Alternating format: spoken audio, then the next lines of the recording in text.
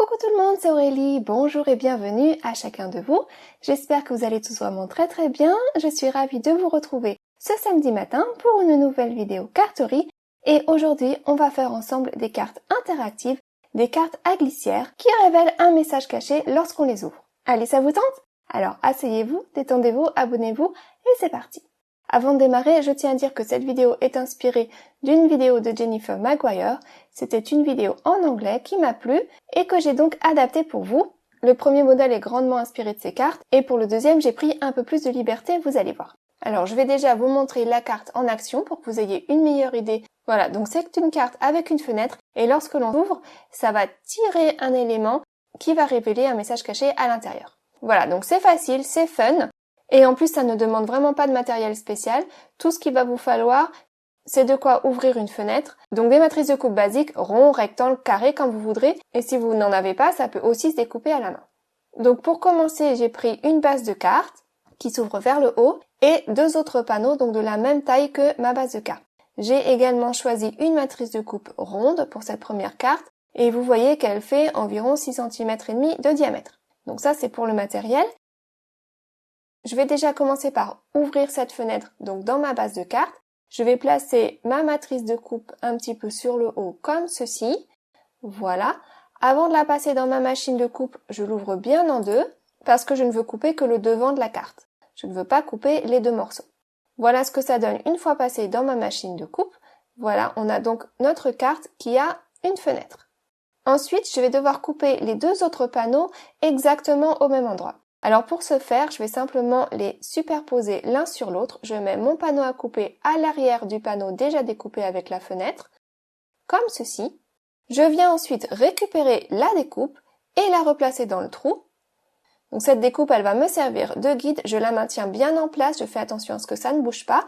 Je retire la base de carte, je garde toujours ma découpe en place et je viens récupérer ma matrice de coupe, mon die, que je viens caler sur ma découpe. Je prends deux petits morceaux de washi pour caler ça bien en place et je passe ça dans ma machine de coupe. Et voilà donc ce panneau, il est percé exactement au même endroit que ma base de cartes.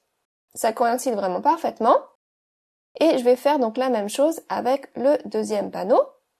Je vais le placer à l'arrière de ma base de cartes. Je vous le refais un petit coup, comme ça c'est plus clair.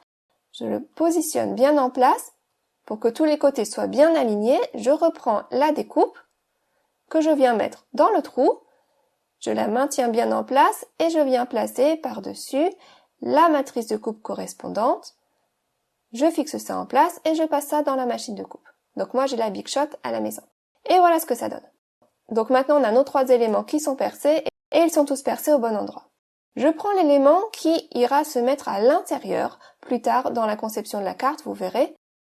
Et pour que ça se mette bien en place et que ça n'affecte pas la carte lorsque je l'applierai plus tard, je vais venir redécouper une fine lamelle sur le haut de cet élément-là.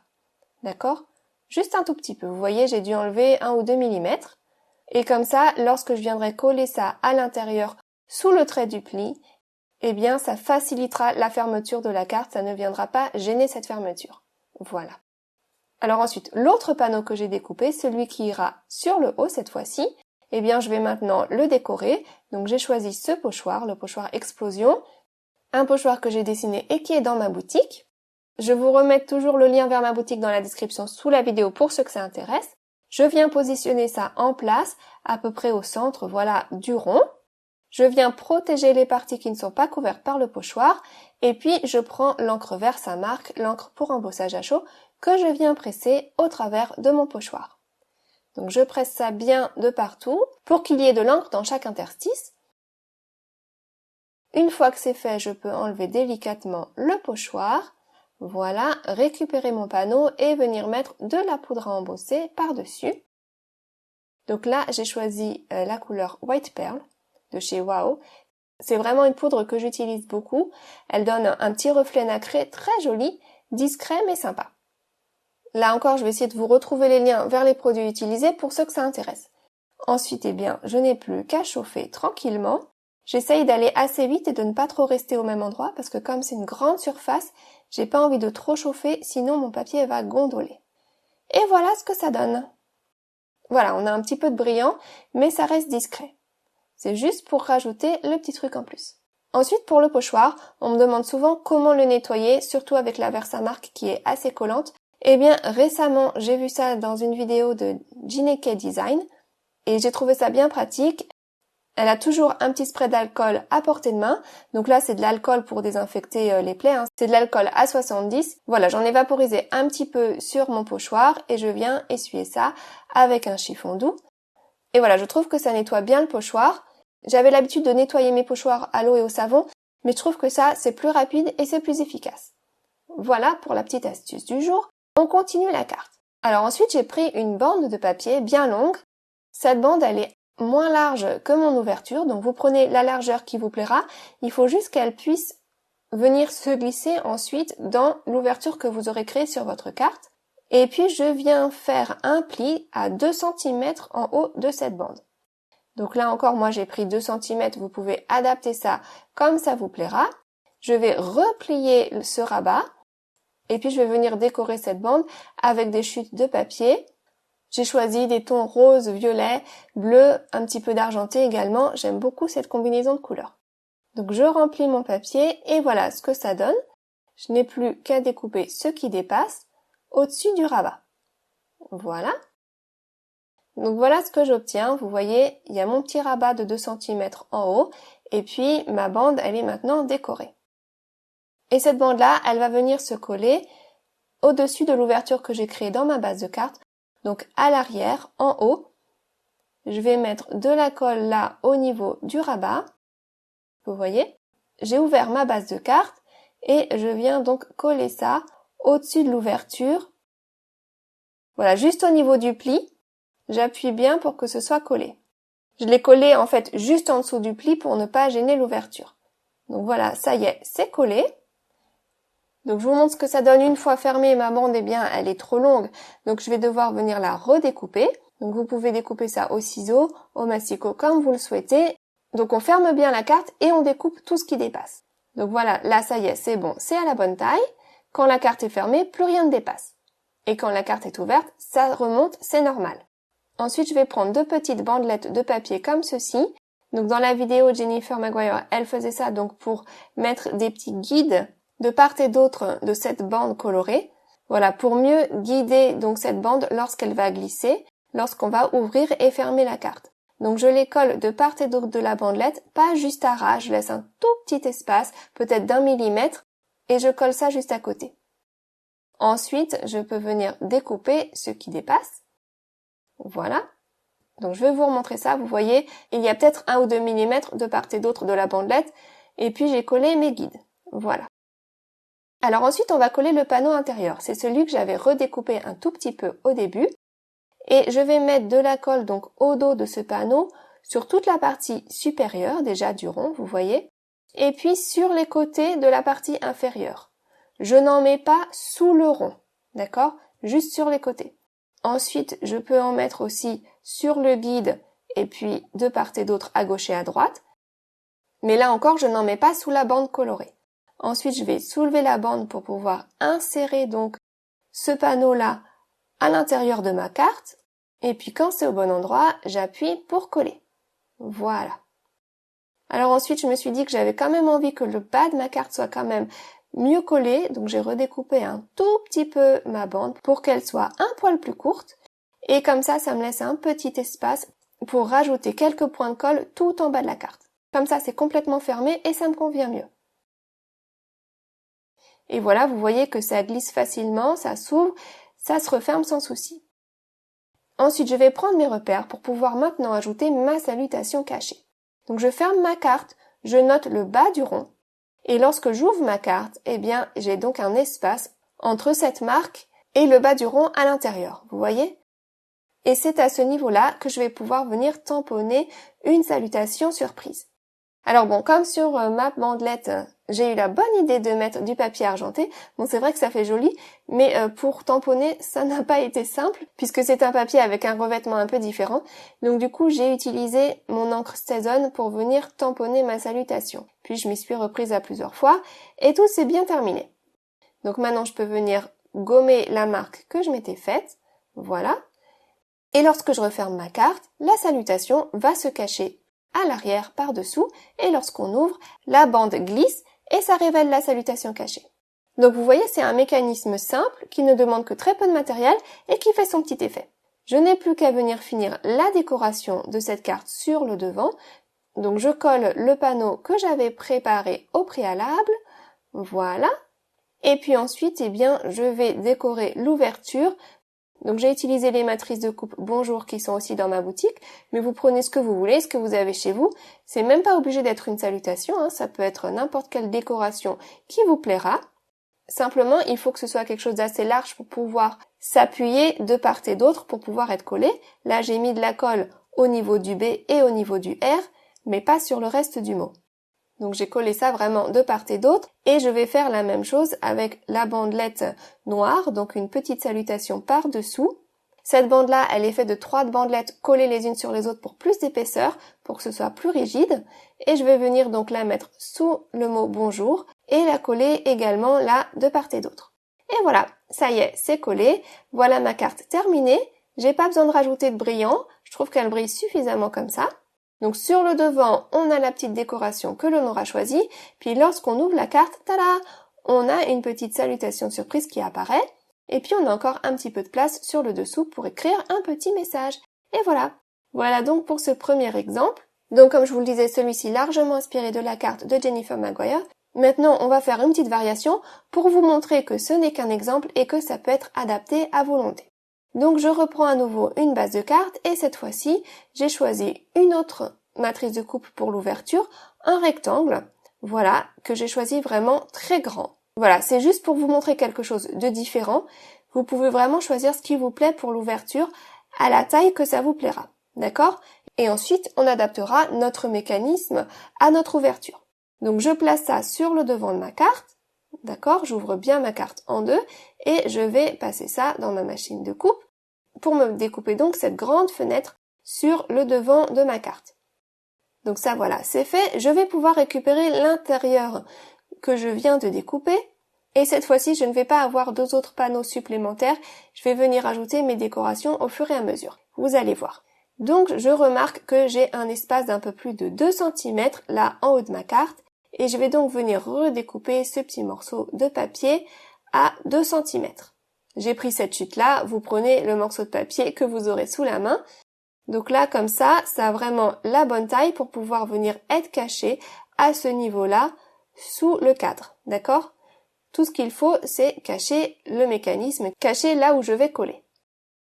Et comme je vais utiliser ce scotch double face en rouleau qui fait un peu plus que 5 mm, je crois qu'il fait 6 mm, eh bien j'ai décidé de plier ça à environ donc 6 mm. Comme ça va me donner un endroit pour déposer mon scotch. Et au lieu de prendre une bande que je décorerai avec des chutes, cette fois-ci, je prends du rhodoïde, du plastique transparent, et cette fois-ci, j'ai choisi de le faire plus large que mon ouverture. Autant tout à l'heure, il fallait que ce soit plus étroit pour pouvoir passer à l'intérieur de l'ouverture, autant cette fois-ci, on va faire un petit peu différemment, et si on veut faire plus large, on peut, parce que ça va rester à l'arrière. Voilà, donc comme je vous le disais, je vais utiliser le petit pli de ma bandelette là, pour venir déposer mon scotch double face, donc à l'intérieur du pli. J'enlève la protection et je peux venir donc y coller ma bande de rhodoïde. Vous voyez? Comme ça, quand je retourne mon petit élément, eh bien, on ne voit pas la colle, c'est caché à l'arrière, et puis ça pourra donc venir se mettre en haut de ma carte comme ceci. Donc je prends à nouveau du scotch double face, cette fois-ci je peux me permettre qu'il soit un peu plus large, et je viens déposer ça juste au-dessus du pli de ma carte, voilà, à l'arrière du cadre, là encore pour que ce soit bien caché, une fois tous les éléments collés en place. Je retire la bandelette de protection, je viens coller donc mon élément avec mon rhodoïde, vous voyez, juste à ce niveau-là, à l'arrière du cadre, voilà, ça y est, c'est collé. Donc à chaque fois, juste au-dessus du pli pour ne pas gêner la fermeture de la carte, d'accord? Donc voilà, ça y est, c'est en place. Comme j'avais réutilisé une chute qui n'avait pas exactement la bonne taille, ça dépasse un petit peu, donc je vais pouvoir venir couper ça. Hop là, ça y est, c'est bon. Et voilà, là ça y est, mon mécanisme, il est plus ou moins en place, je vous le montre de profil pour que vous ayez une meilleure idée. Donc voilà ma base de carte. bien maintenant on n'a plus qu'à passer à l'aspect déco. Mais je voulais vous montrer une chose, c'est que voilà, vous pouvez vraiment adapter les ouvertures comme ça vous plaira. Pour ma carte de gauche, j'avais vraiment envie de cacher mon mécanisme à l'arrière de mon cadre, mais il y a d'autres moyens de faire. Si vous voulez que votre mécanisme soit plus bas, c'est possible aussi. Vous trouvez un élément de déco qui vous plaira, par exemple là j'ai mis des nuages, et puis voilà, on peut cacher donc la colle autrement. Mais pour cette carte-ci, j'avais vraiment envie d'une ouverture plus grande, donc je vais continuer avec la carte de gauche. Ensuite, je vais prendre 2 chutes de papier et puis j'ai ce die bordure, donc il va me découper une petite colline avec de l'herbe. J'en ai découpé 2, un plus grand et un plus petit. Je ferme ma carte entièrement, vous voyez que mon rhodoïde dépasse, donc je vais devoir venir redécouper ce qui dépasse avec des ciseaux ou au massicot ou comme vous voudrez. Donc voilà, ça y est, c'est coupé. Et j'ai de la place de part et d'autre de ma bande en rhodoïde pour venir mettre mes guides et pour venir coller donc mon élément de décor. Donc je prends mes repères pour ne pas coller mes guides trop haut, puisque mon élément de décor il a une certaine taille, j'ai pas envie que mes guides dépassent. Et je viens donc coller ces 2 petites bandelettes de part et d'autre, donc de ma bande principale, et en m'assurant que ça ne dépasse pas mes repères. Il faut quand même que ce soit suffisamment haut pour que ça puisse vraiment servir de guide au rhodoïde.